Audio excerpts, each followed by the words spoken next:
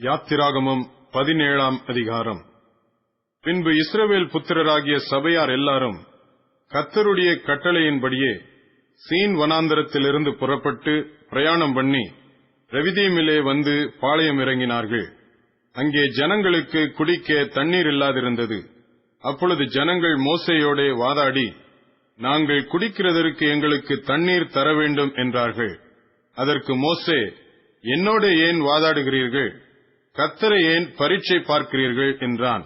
ஜனங்கள் அவ்விடத்திலே தண்ணீர் தவணமாயிருந்தபடியால் அவர்கள் மோசேக்கு விரோதமாய் முறுமுறுத்து, நீர் எங்களையும் எங்கள் பிள்ளைகளையும் எங்கள் ஆடு மாடுகளையும் தண்ணீர் தவணத்தினால் கொன்று போட எங்களை எகிப்திலிருந்து ஏன் கொண்டு வந்தீர் என்றார்கள்.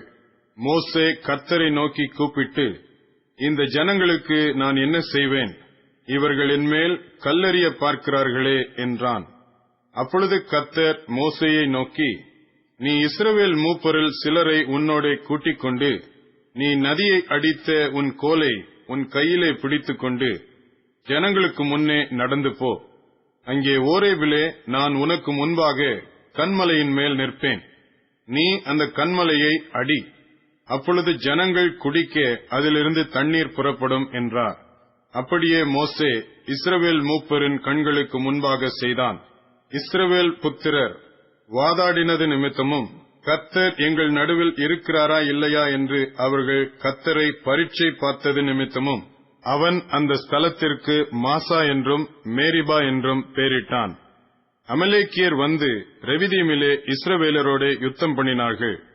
அப்பொழுது மோசே யோசுவாவை நோக்கி, நீ நமக்காக மனிதரை தெரிந்து கொண்டு புறப்பட்டு அமலேக்கோடே யுத்தம் பண்ணு.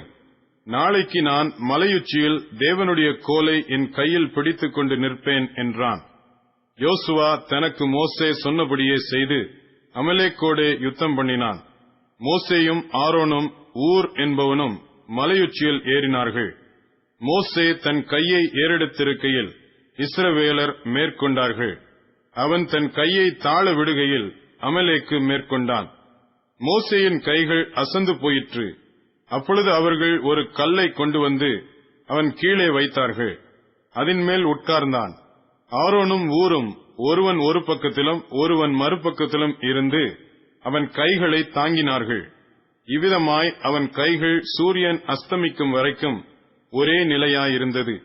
யோசுவா அமலேக்கையும் அவன் ஜனங்களையும் பட்டய கருக்கினாலே முறியடித்தான். பின்பு கர்த்தர் மோசேயை நோக்கி, இதை நினைவு கூறும் பொருட்டு நீ ஒரு புஸ்தகத்தில் எழுதி யோசுவாவின் செவி கேட்கும்படி வாசி. அமலேக்கை வானத்தின் கீழெங்கும் இராதபடிக்கு நாசம் பண்ணுவேன் என்றார். மோசே ஒரு பலிபீடத்தை கட்டி அதற்கு ஏகோவா நிசி என்று பெயரிட்டு, அமலேக்கின் கை கர்த்தருடைய சிங்காசனத்துக்கு விரோதமாயிருந்தபடியால் தலைமுறை தலைமுறை தோறும் அவனுக்கு விரோதமாய் கர்த்தரின் யுத்தம் நடக்கும் என்றான்.